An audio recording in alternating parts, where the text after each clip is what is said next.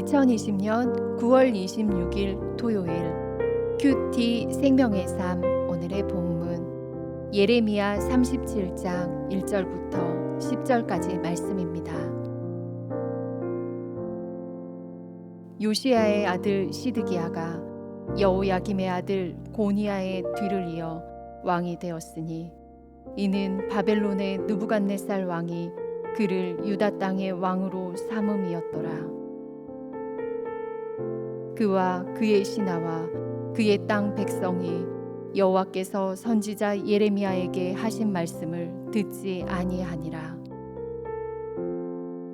시드기야 왕이 셀레마의 아들 여우갈과 마아세야의 아들 제사장 스바냐를 선지자 예레미야에게 보내 청하되 너는 우리를 위하여 우리 하나님 여호와께 기도하라 하였으니 그때 예레미야가 갇히지 아니하였으므로 백성 가운데 출입하는 중이었더라. 바로의 군대가 애굽에서 나오매 예루살렘을 에워쌌던 갈대아인이 그 소문을 듣고 예루살렘에서 떠났더라. 여호와의 말씀이 선지자 예레미야에게 임하여 이르시되 이스라엘의 하나님 여호와께서 이와 같이 말씀하시니라. 너희를 보내어 내게 구하게 한 유다의 왕에게 아뢰라. 너희를 도우려고 나왔던 바로의 군대는 자기 땅 애굽으로 돌아가겠고 갈대아인이 다시 와서 이 성을 쳐서 빼앗아 불사르리라. 여호와께서 이와 같이 말씀하시니라. 너희는 스스로 속여 말하기를 갈대아인이 반드시 우리를 떠나리라 하지 말라. 그들이 떠나지 아니하리라. 가령 너희가 너희를 치는 갈대아인의 온 군대를 쳐서 그 중에 부상자만 남긴다 할지라도 그들이 각기 장막에서 일어나 이 성을 불사르리라. 아멘.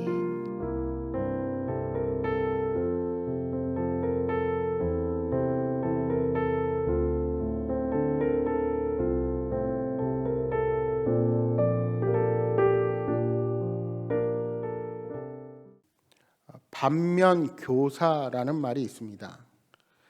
이 말은 1960년대 중국의 문화혁명 당시에 마오쩌둥이 처음 사용했던 말입니다.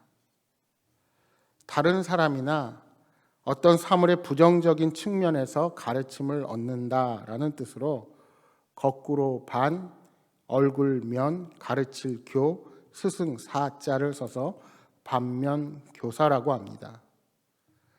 마오쩌둥은 부정적인 것을 보고 긍정적으로 개선할 때 그 부정적인 것을 반면교사라 하였습니다.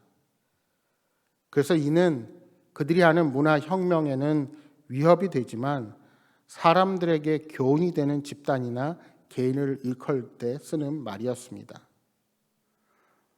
그런데 오늘 본문의 말씀이 바로 우리에게 반면교사가 되는 말씀이라 할 수 있습니다. 이제 오늘 우리가 읽은 본문 37장에는 여호야김의 시대가 끝나고 시드기야가 왕이 됩니다. 그런데 시대가 바뀌고 남유다를 통치하는 왕도 바뀌었지만 여전히 변하지 않는 것이 있었습니다. 그것은 바로 하나님의 말씀을 대하는 태도, 하나님께 돌이키지 않는 유다 왕과 백성들의 완고한 모습들입니다. 2절 말씀을 다시 보십시오. 그와 그의 신하와 그의 땅 백성이 여호와께서 선지자 예레미야에게 하신 말씀을 듣지 아니하니라. 만약에 시드기야 왕이 그전 왕이었던 여호야김의 모습을 반면교사로 삼았다면 그는 결코 이런 모습을 보이지 않았을 것입니다. 하지만 안타깝게도 그는 이전의 왕들과 동일하게 하나님의 말씀을 무시하였습니다. 오늘 우리들도 마찬가지입니다. 우리가 신앙생활을 하면서 많은 것들을 경험합니다. 그런데 때로는 우리의 삶에 유익해 보이지 않는 것처럼 보이는 것들이 있습니다. 그래서 무시하고 그냥 넘어가는 것들이 있다는 것입니다.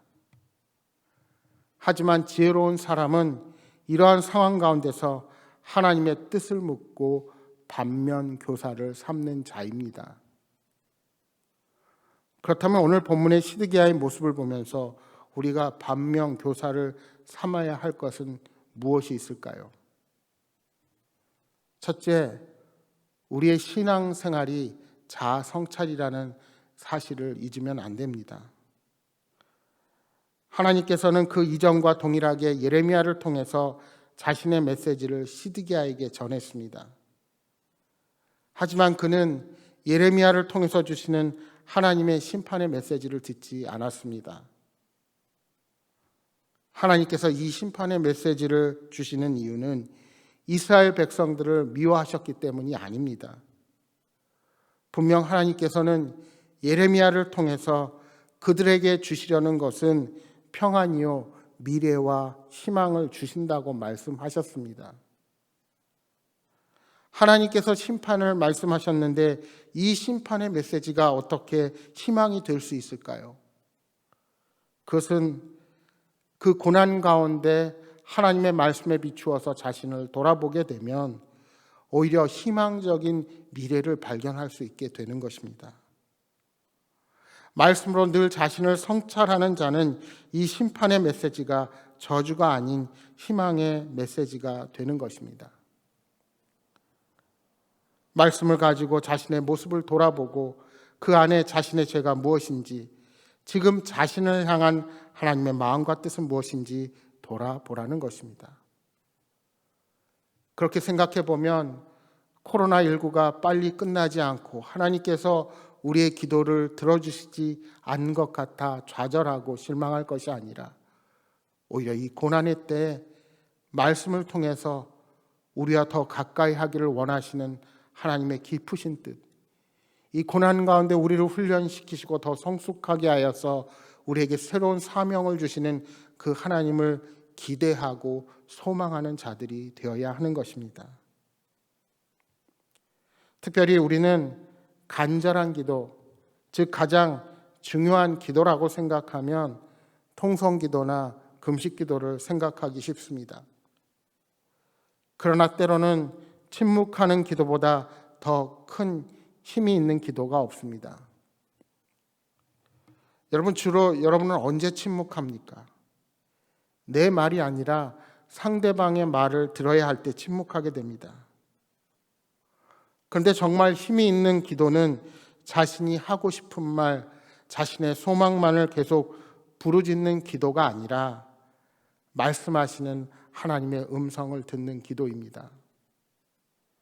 내 소망, 내 필요를 주장하는 시간이 아니라 주님께서 내게 원하시는 것이 무엇인지 듣고 그 뜻에 순종하는 것입니다. 특별히 우리가 하나님의 말씀을 듣는다는 것은 그냥 귀로 듣는 것을 말하는 것이 아닙니다. 우리가 예배를 통하여 말씀을 듣는 것은 그냥 좋은 교훈이나 마음의 평안을 위함이 아닙니다. 그 말씀 속에서 나 자신의 모습을 돌아보는 것입니다. 그 말씀에 비추어서 나의 내면을 직면하는 것입니다. 말씀과 나를 비교하면 정작 나에게 말씀하시는 하나님의 메시지가 무엇이었는지를 그 과정 속에서 깊이 깨닫게 되는 것입니다.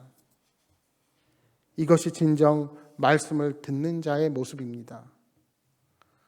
바라기는 말씀을 듣는 것에만 머물지 않기를 소망합니다.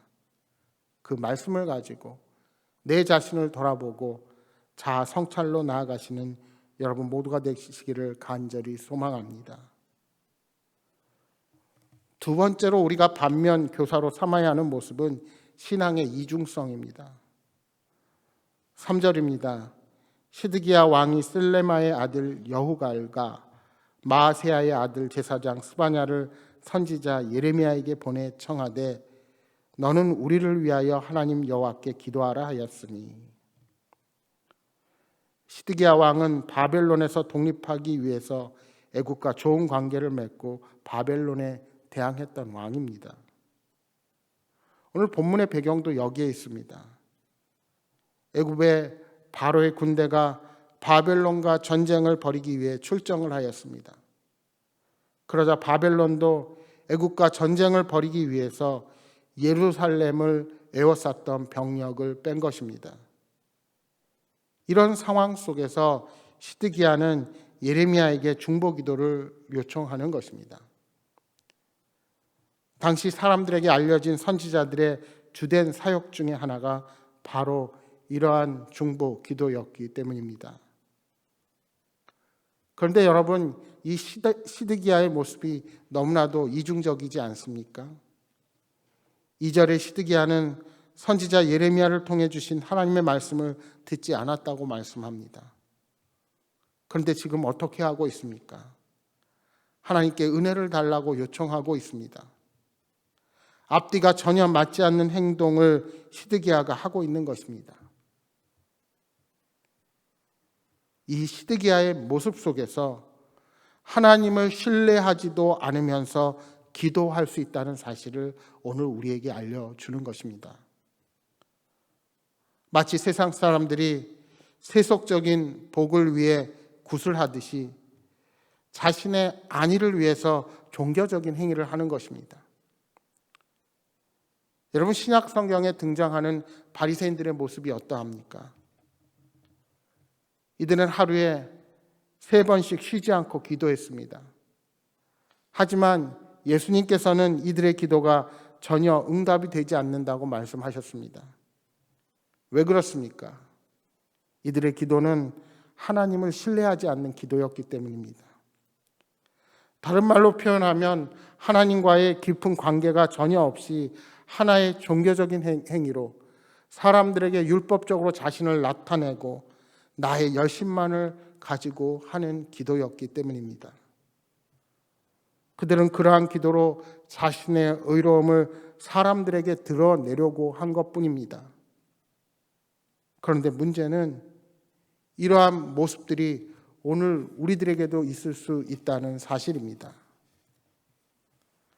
따라서 우리의 기도는 성숙하게 변화해야 합니다. 물론 대부분의 기도는 무엇인가를 간구하는 것으로부터 시작합니다. 오늘 우리의 소망을 아뢰고 우리의 부족한 모습들을 하나님 앞에 나와서 부르짖습니다.